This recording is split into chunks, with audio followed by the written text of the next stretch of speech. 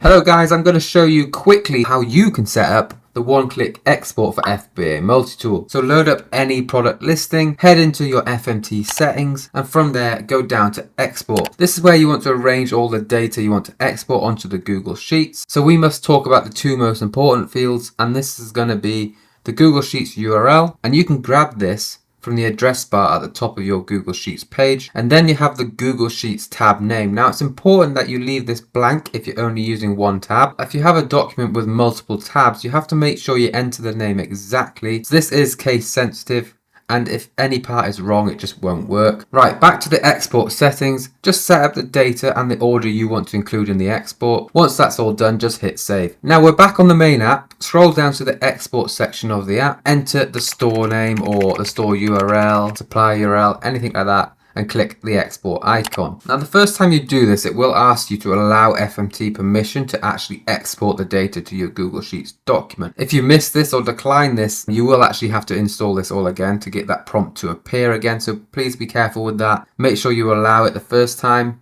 but once it has been allowed the first time, then you can export as much as you want. It won't ask you again unless you uninstall the FMT app. So something else to remember is if it is not working, you have to make sure you are logged into the browser with the exact same account that you're actually exporting to. That should solve any other issues. If you have any questions, guys, just let me know. And again, I'll get back to you as soon as I can.